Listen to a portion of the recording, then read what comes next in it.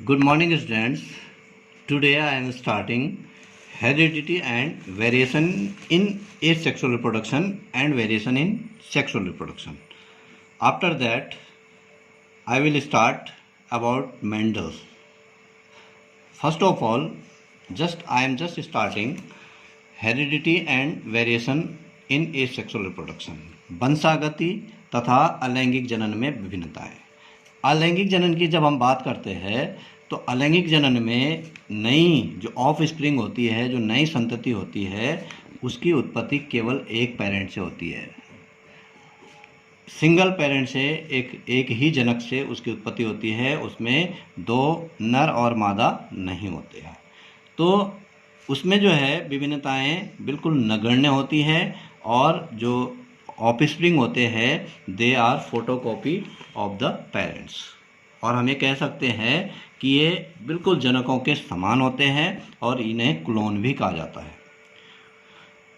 अगर हम परिवर्तन की बात करते हैं, उनमें वेरिएशन की अगर हम बात करते हैं तो वो किसी इंडिविजुअल में ताप, प्रकाश, नमी, जल, पोषण, इन सब के कमी या अधिकता के कारण उनमें विभिन्नताएं उत्पन्न हो सकती हैं। उनका फिनोटाइप चेंज हो सकता है, लेकिन वो विभिन्नताएं वंशागत नहीं होती है। अब इसके विपरीत हम बात करते हैं वंशागति तथा लैंगिक जनन में विभिन्नताएं। जो लैंगिक जनन है उसमें किस प्रकार से विभिन्नताएं होती है।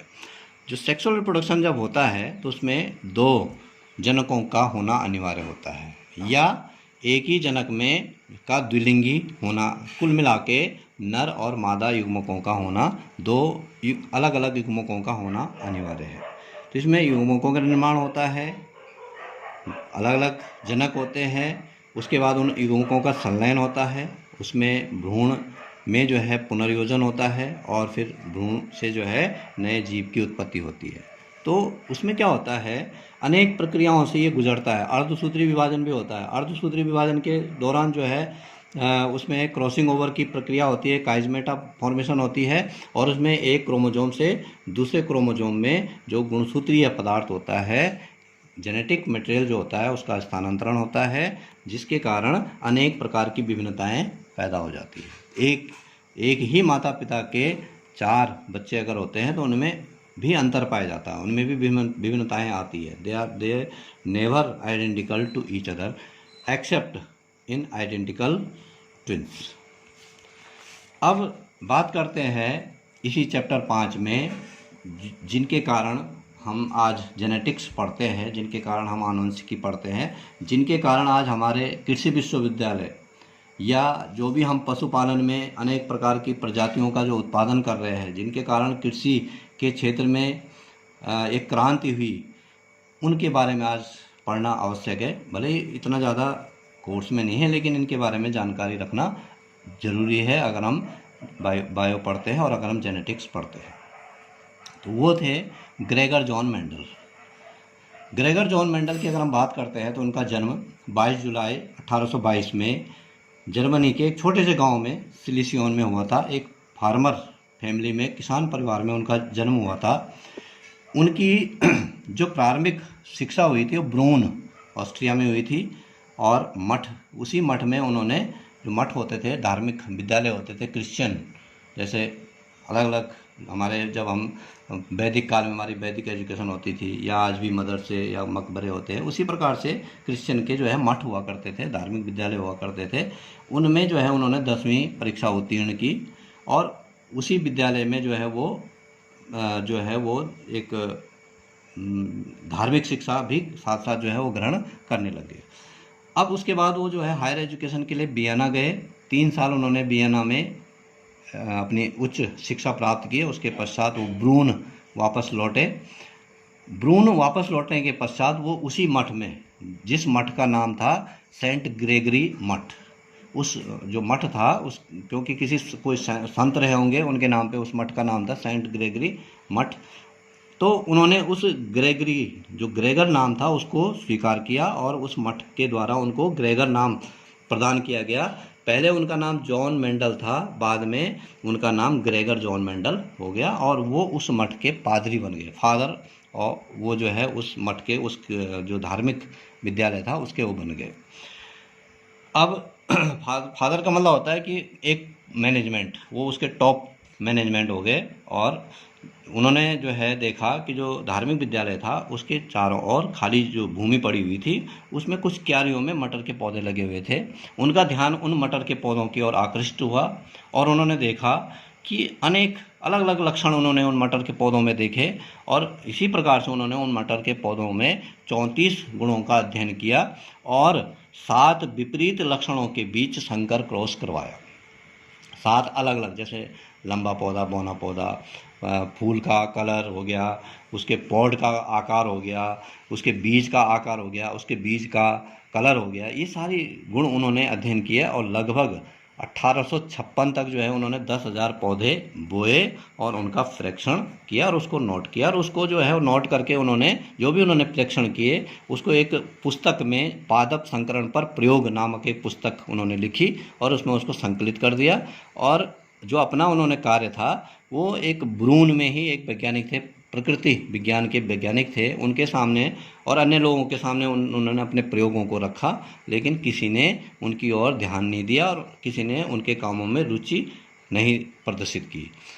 जब 6 जनवरी 1884 में 61 वर्ष की आयु में उनकी मृत्यु हो गई, तो उनकी मृत्यु जब 84 में हुई, 1884 में, उसके ठीक 16 वर्ष बाद यानी कि 1900 में, और ये कह सकते हैं हम कि जो उन्होंने कार्य किए उसके लगभग 30 साल बाद जो है कुछ रिसर्च स्कॉलर थे, उन्होंने जो है वो काम कर रहे थे, वो उसी जो ये टॉपिक था जिस पे कि मेंडल 30 साल पहले काम कर चुके थे उस पे उन्होंने वो काम की शुरुआत कर रहे थे।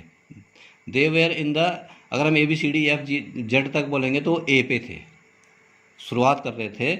और उन्होंने जब वो किसी पुस्तकालय में गए तो पुस्तकालय की किसी अलमारी में वो जो उनके द्वारा लिखी हुई पुस्तक थी पादप संकरण पर प्रयोग, उस पुस्तक पर उनकी नज़र पड़ी जो कि धूल खा रही थी। उस पुस्तक को उन्होंने निकाला और उसकी धूल साफ की, पढ़ा, तो वो आश्चर्यचकित हो गए कि जिस कार्य को हम आज करना चाहते हैं वो कार्य तो 30 साल पहले कोई कर चुके हैं।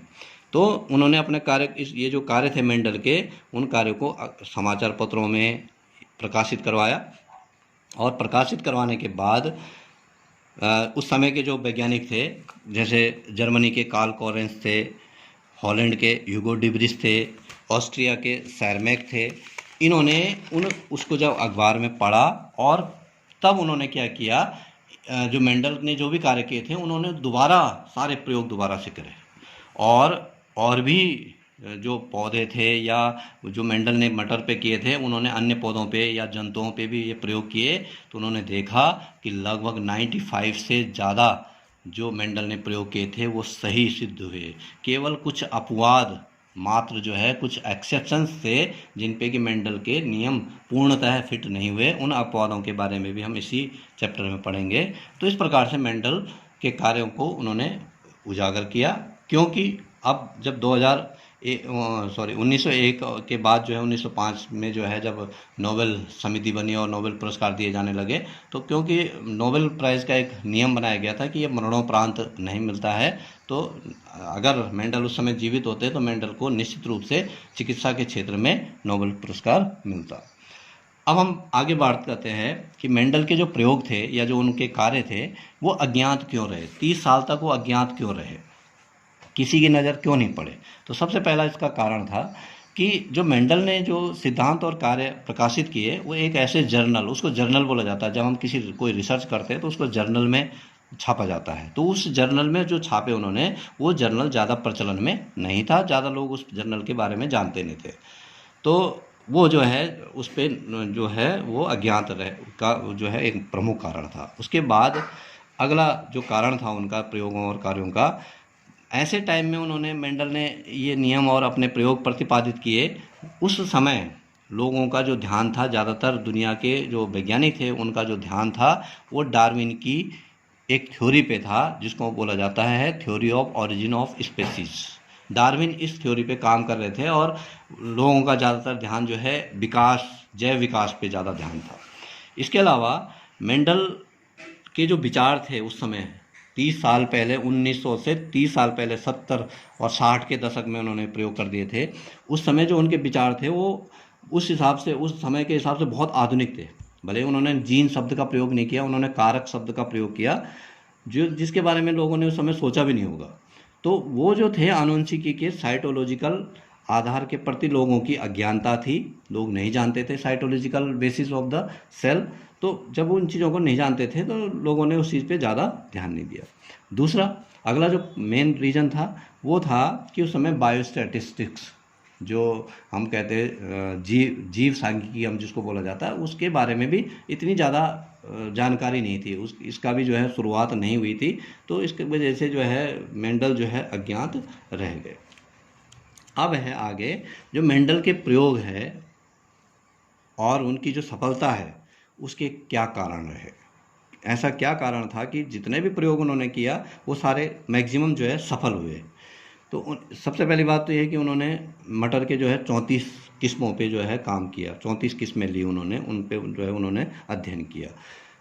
इसके अंतर्गत जो है जो सबसे महत्वपूर्ण कारक था कि उन्होंने क्या किया, एक समय में केवल एक लक्षण की वंशागति का अध्ययन किया उन्होंने। लंबे पौधे तो लंबे पौधे, बौने पौधे तो बौने पौधे, अलग एक ही प्रकार के लक्षणों का उन्होंने अध्ययन किया। अगला जो कारण था उनकी सफलता का वो ये था कि जब उन्होंने किसी विशेष लक्षण पे अध्ययन किया या अलग अलग लक्षणों पे भी जब उन्होंने अध्ययन किया तो उन्होंने उसको प्रथम पीढ़ी F1 जनरेशन, दूसरी पीढ़ी F2 जनरेशन और तीसरी पीढ़ी F3 जनरेशन तक उन्होंने उसका अध्ययन किया। ये नहीं कि एक पीढ़ी एक बार संकरण करवा दिया और छोड़ दिया उसको, तीसरी पीढ़ी तक जाके उन्होंने उसके रिजल्ट देखे। इसके अलावा उन्होंने जो अपना जो जब उन्होंने एक अलग अलग दो विपरीत लक्षणों के बीच जो है संकरण करवाया तो उसके लिए उन्होंने शुद्ध पौधा चुना।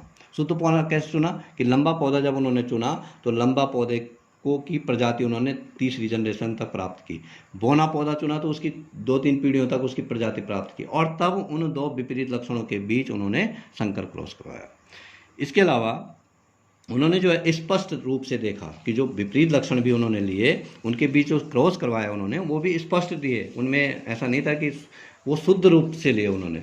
इसके अलावा जो भी उन्होंने कार्य किया, भले ही उसमें बायोस्टैटिस्टिक्स का जो है इतना ज्ञान नहीं था, फिर भी उन्होंने जो भी कार्य किया वो अपनी पुस्तक में उसका सारा रिकॉर्ड उन्होंने उसका रखा। अब इसमें जो है एक मेंडल ने जो है बहुत जो अच्छी बात की कि अगर उन्होंने मटर का पौधा लिया, उसमें पुंकेसर और स्त्रीकेसर एक ही में होता है, तो उन्होंने क्या किया कि अगर जिस पौधे के परागकण लिए उस पौधे का स्त्रीकेसर हटा दिया और जिस पौधे का स्त्रीकेसर लिया उसके परागकणों को हटा दिया ताकि वो स्वपरागण की क्रिया न कर सके। तो स्वपरागण की संभावनाओं को खत्म करने के लिए उन्होंने पुंकेसर, आवश्यकता पड़ने पर पुंकेसर और आवश्यकता पड़ने पर स्त्रीकेसर को हटाया और तब जाके उन्होंने परपरागण की क्रिया करवाई, जिसके कारण उनको अपार सफलता प्राप्त हुई।